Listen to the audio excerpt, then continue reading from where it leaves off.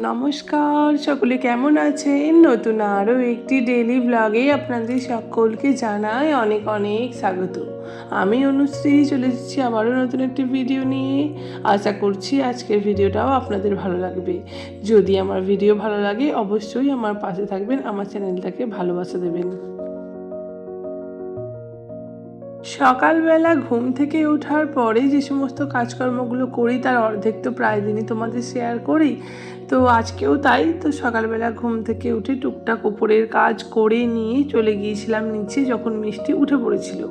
ওকে ঘুম থেকে তুলে তারপরে নিচে গিয়ে আমি ব্রাশ করে নিয়েছি, আর তারপরে এখন ওকে খাইয়ে দিচ্ছি। ওর খাবারটা বানানোই ছিল, একটুখানি জুড়িয়ে নিয়ে এখন খাওয়াচ্ছি। আর এই যে খাওয়ার সময় কত কিছু করে খাওয়াচ্ছি, গল্প শুনিয়ে শুনিয়ে।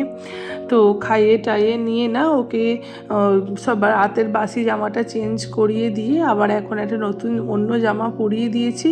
আর একটুখানি ওর সঙ্গে খেলা করছি, কারণ আজকে না সকালবেলা ওকে ব্যালকনিতে বসিয়ে খেলা করার সময় পাইনি আমি, সেই জন্যই। তো এখন না ওর সঙ্গে একটু কথা বলছি, খেলা করছি। এরপর তো আবার সংসারের কাজে ব্যস্ত হয়ে যাব, তখন আর ও আমার সাথে খেলতেও পারবে না, আর কোলে ওঠার মন থাকলেও কোলে উঠতে পারবে না। যাই হোক, তারপরে ওকে রেখে আমি চলে গিয়েছিলাম জামা কাপড়গুলো ভিজিয়ে দিতে। তো জামা কাপড়গুলো টুকটুক করে একটা একটা করে সমস্ত ভিজিয়ে নিচ্ছি, তারপরে কাচাকুচি করবো। খুব বেশি যে জামা কাপড় আছে তা না, তবে অল্প কিছু আছে, তো সেগুলোকেই ভিজিয়ে কেচে নিই।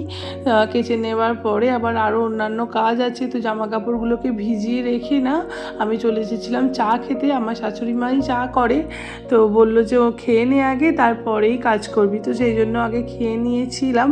আর এই যে আমি খেতে বসেছি, আর ও কোলে এসে লাফালাফি করছে যে আমি কি খাচ্ছি সেটা ওকে দিতে হবে, ও খাবে। জানো তো, এখন না মিষ্টি আরও একটা স্বভাব শিখেছে, সেটা হচ্ছে ও খালি চেয়ারের তলা দিয়ে ঢুকে ঢুকে টেবিলের তলায় ঢুকে যায়। তো সেই জন্যই আর কি। যাই হোক, এদিকে ওর সঙ্গে ওরকম দুষ্টুমি করছিল, করতে করতেই আমার খাওয়াও হয়ে গিয়েছিল, আর ওদিকে কাছাকাছিও হয়ে গেছে।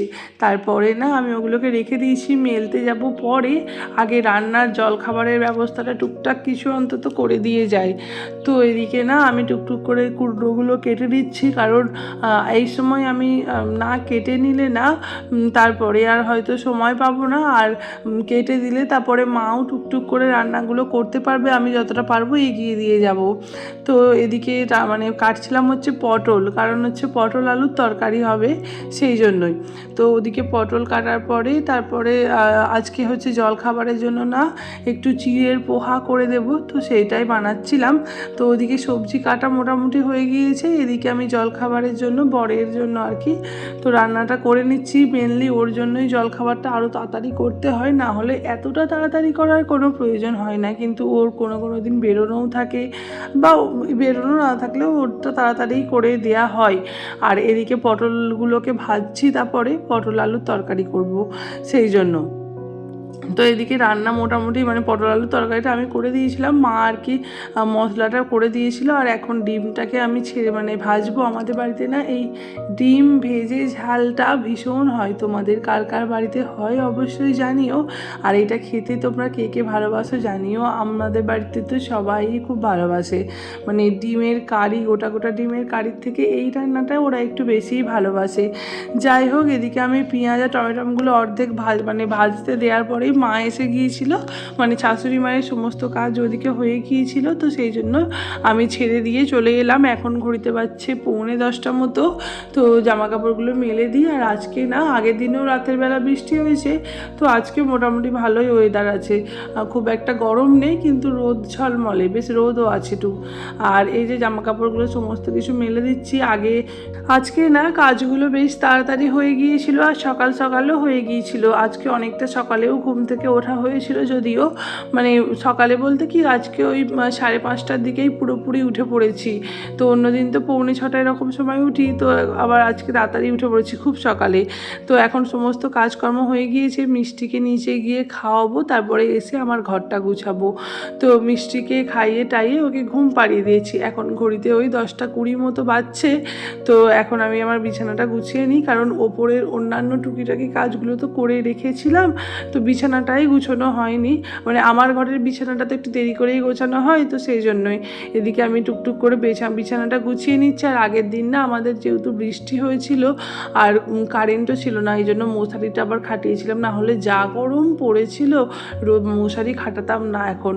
তো কালকেই খাটিয়েছিলাম আর সমস্ত কিছু ভাঁজ করে গুছিয়ে নিচ্ছি। এবার বিছানাটা ঠিকঠাক না করে নিলে না ঘরটা যদি ঠিকঠাকভাবে পরিষ্কার হয় তাহলে মনে হয় যে অনেক কাজ বাকি আছে। এই ঘরটা পরিষ্কার করে দিলাম, কাজও মোটামুটি শেষ, এবার শুধু ঝাঁট দিয়ে নেব আর তারপরে না আমি চলে যাব স্নানে।